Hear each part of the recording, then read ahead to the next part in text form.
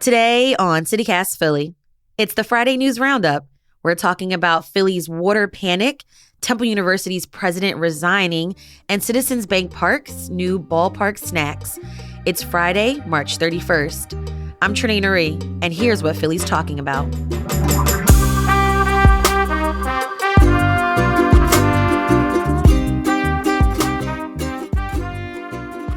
Danya Henninger, director, editor of Billy Penn. Hey. Hey, what's up? Hey. I'm thirsty. Ben Seal, freelance reporter. Thanks for joining me this week. How you doing? Happy to be here. I'm okay. Yesterday on the show, we tasted and graded some iconic Philly treats, from peanut chews, pretzels, tasty cakes, my favorite mango water ice, and the nasty peeps. So I gotta ask y'all, Danya and Ben, what is your favorite Philly treat? I'll go for the candy cake, the tried and true. Stick them in the freezer, pull them out, have some fun. Okay. That's a good one. Danya? I'd say water ice, but like real water ice, like Sadiq's water ice or something. It's in West Philly. He's got like the white grape water ice. It's amazing. The fruit combinations that he comes up with is insane. Shout out to Sadiq. Okay, let's get right into it. The water panic. I don't even know what to say anymore. I don't even know how and why. Danya, Billy Penn has covered this all week. What is your assessment of how everything unfolded, was reported, was communicated to all of us about this water issue? The city did a good job of communicating early and often, but they didn't really have the right messaging out, I think. And Nina Feldman, who covered Philly fighting COVID, she's at the Daily at the New York Times now, but she was at WHIY and we covered Philly fighting COVID. And she made the observation that city officials should have learned from the pandemic how to present health messaging. And really what you need to do is present the why, the reasoning for whatever you're saying from the very start. Because if all of a sudden, if they're saying, oh, the water isn't going to be safe, but really we think it might be later, but they didn't say that at the beginning. If they had started out by saying we're hoping this passes us by, but they added that on later, and I think that contributed to the panic. Right. And I think even for me, once you get that really loud alarm on your cell phone, your heart just starts to race and you're like, oh my gosh. The amount of people that I saw at the local Acme near me, it was just chaos. I was fortunate enough to have water already in my house, but supply of water, but it was just so unsettling to see, older folks panicking.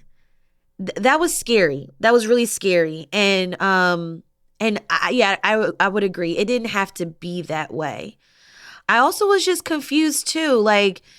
Just as a resident of Philly, I was confused why, we didn't hear more of this on Saturday as opposed to Sunday afternoon.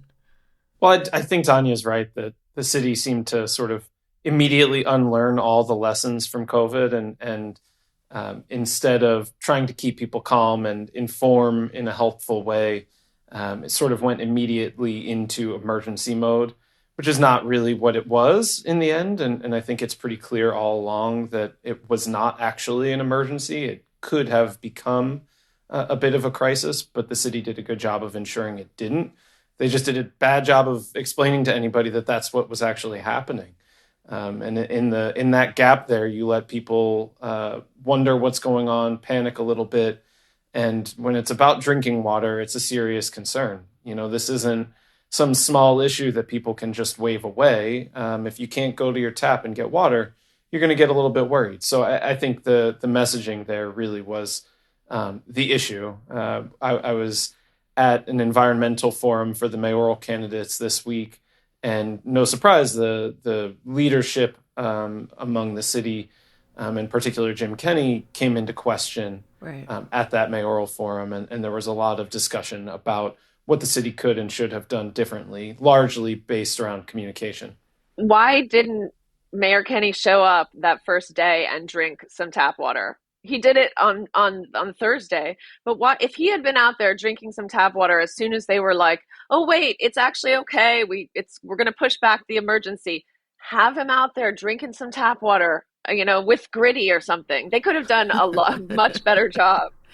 You know what I was actually hopeful about? I was actually glad I spoke with Frank Coomer from the Philadelphia Inquirer, and he told me that the actual infrastructure of our water systems are good.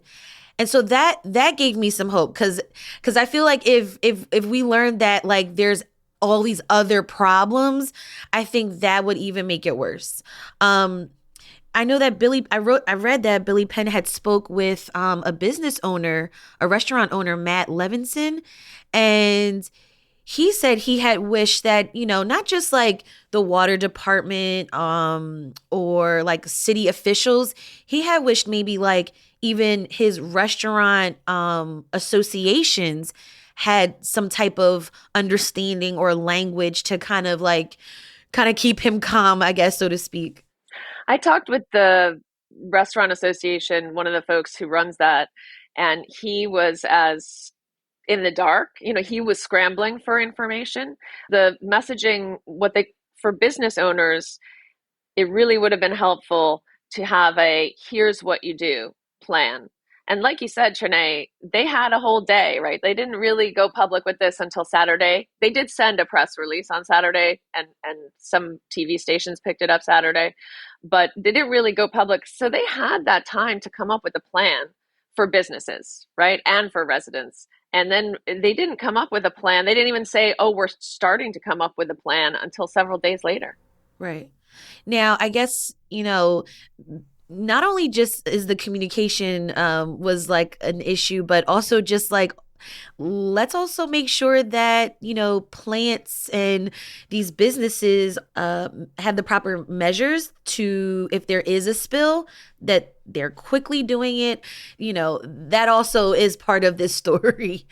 Yeah, I think one of the lessons here actually is that our infrastructure is perhaps a little bit better than people might give it credit for. I think Right. if you're reading deeply on some of the news here, the lesson is everything was okay, and everything was in position to be protected, for us to be protected from this spill, despite the fact that we really need to stop companies from spilling 8,000 gallons of chemicals into our drinking water system. But I think the lesson is the system was okay. It had the necessary stopgaps and safety measures to protect us. The failure here was on communication at the leadership level. And I think that's why you're seeing some of the reaction you're seeing. The water was okay. The mayor, maybe not.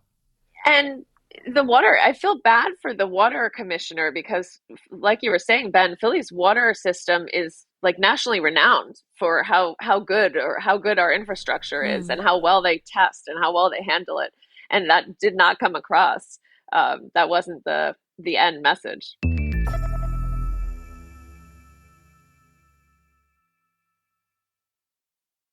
Ben, let's go back to the environmental forum that you covered this week. What were some other key takeaways from that?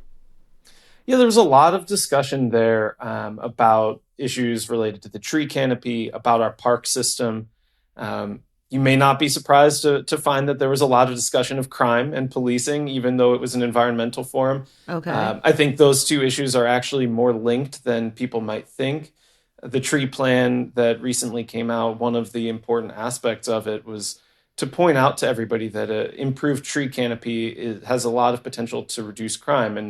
And as Charles Ellison, the host of WURD, who was also the moderator for the panel on Wednesday, pointed out, there's a lot of environmental greening and cleaning measures that the city can take to improve crime issues. And so discussions did come back to policing over and over. There's some candidates who I think have a bent toward talking about policing, but for the most part, I think people recognize that there are opportunities here to improve even the safety issues that are so concerning for Philadelphians right now by paying closer attention to the environment around us.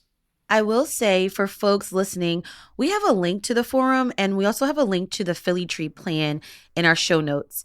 It's actually a 10-year plan with recommendations around planting, maintaining, and preserving trees in the city.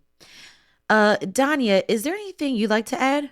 Well, the part of the problem with the canopy in Philly is that it's inequitable, right? Neighborhoods where there are lower incomes, lower median incomes, have many fewer trees and less shade. And not only has that been shown to contribute to the frequency of crime, it's also the heat index, right? It gets Hmm. much hotter when there's no tree canopy, and then people who don't have air conditioning, it's just worse off. And so it's really important. I agree, Ben, that like the tree canopy, it's a shame that some candidates may have not taken it seriously because it's like a fundamental issue and they may not see it as one. Yeah, I think there were three candidates. The women in the field, frankly, were the ones who I think best represented what the city should strive toward in that regard. There was a lot of discussion, and not just lip service, but a lot of genuine discussion of ensuring that we have equitability in our infrastructure, in our tree canopy, across the board, because the city needs to do a better job of protecting the most vulnerable residents, has not done a very good job of that to this point. But the next mayor is going to have an important role in that, and with climate change and issues like the water crisis potentially coming up more and more in the future, making sure that everyone is protected and not just our wealthier residents and communities is going to be a really important role. I would say that Helen Kim, Maria Quinones Sanchez, and Rebecca Reinhart demonstrated a pretty good understanding of that and a commitment to it on the stage. I also read in Grid Philly that this plan would also hopefully generate nearly 70 new positions within the Parks and Recreation Department. Did anybody talk about like the economics behind this plan or what possible opportunities could come of this or?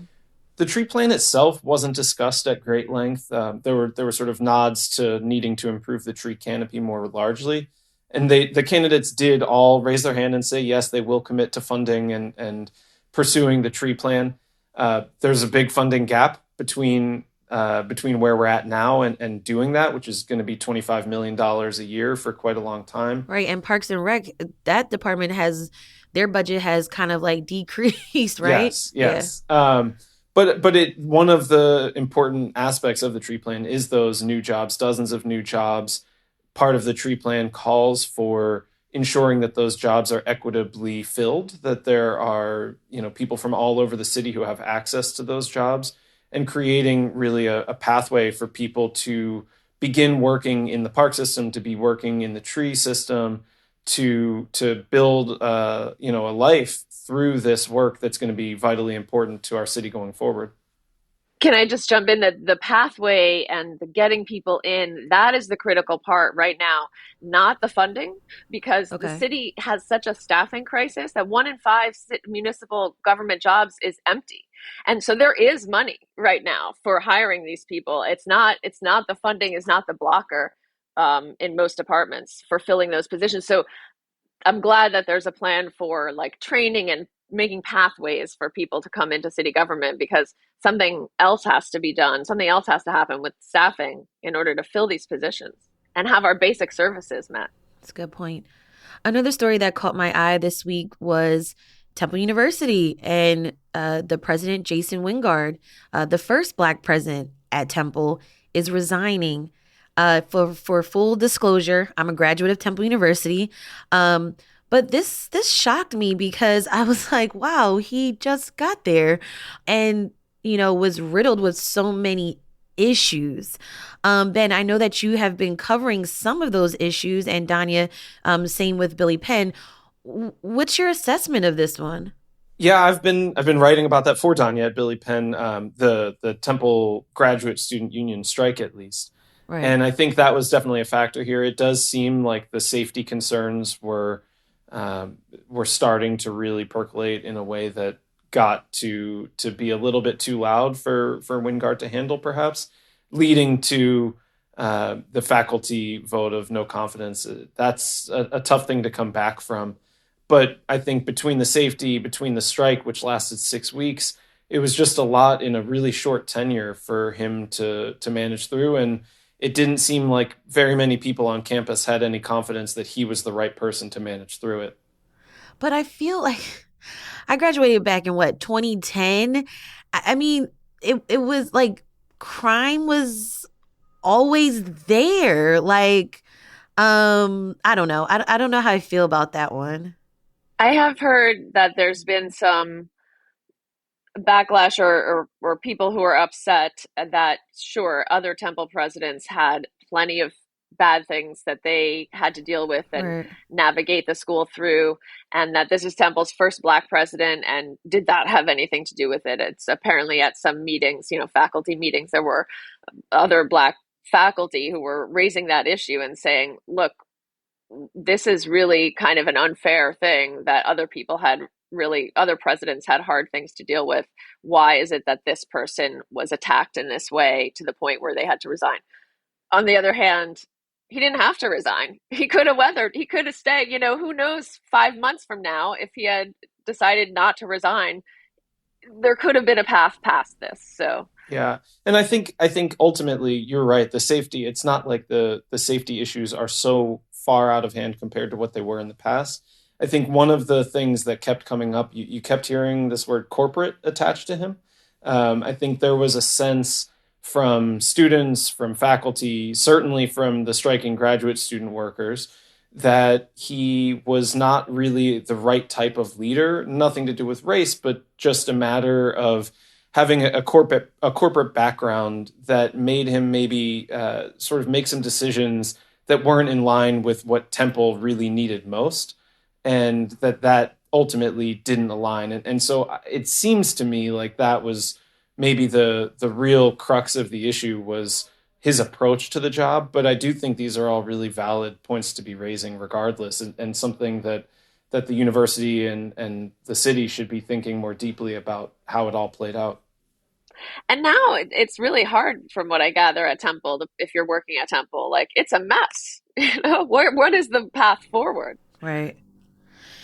All interesting. We'll keep up to date with that story. So we got to end on some good news. The Phillies, thank God. I really, really am hopeful of this year. I was just very energized from last season, although we didn't make it, but definitely energized. But this story I thought was great. Citizens Bank Park will be introducing some new ballpark food on the menu. They've got vegan options from this restaurant called Greens and Greens. They're going to offer a gyro pita and a chicken parm pesto panini. You know how they spell chicken, CHK apostrophe N. And yes, this will be around section 125, around like behind the home plate. So, we started with some treats. Gotta end. What's your favorite ballpark food? I'll go for the federal donut. Not a traditional ballpark food, but Ooh. it might be the tastiest thing they have there. Okay, for sure. Do you have a favorite flavor? Oh, whatever they got, send Whatever it they my got. way. Okay. That's awesome. I miss, this is like the opposite of vegan food, but I miss the Schmitter, Oh, which what's was like, that? so the Schmitter is a sandwich. It's like a beef fried, it's like almost like a cheesesteak meets hot roast beef sandwich. It's from McNally's Tavern in Chestnut Hill, and they for a long time they had a stand at Citizens Bank Park. They had closed it a couple of years ago, but it's a delicious, delicious sandwich. It's on a Kaiser roll, and it has beef, frizzled beef. It has cheese. It has tomato. It's just and this amazing sauce. It is so good. Oh, that sounds great. Danya Henninger, director, editor of Billy Penn, and Ben Seal, freelance reporter. Thanks, y'all, for joining me this week on CityCast Philly. Thanks so much. Thanks for having me.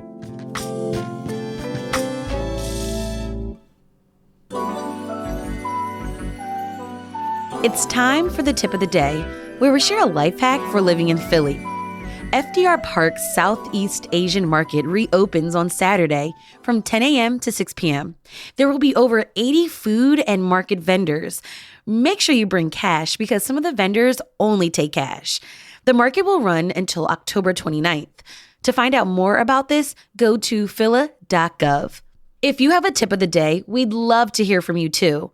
Call or text us at 215-259-8170.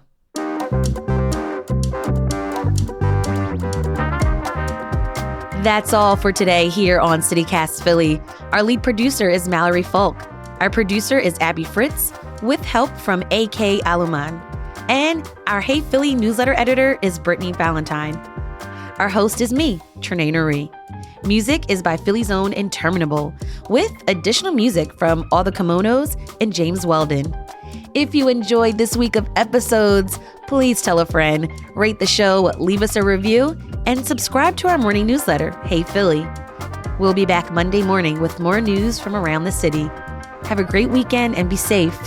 Bye.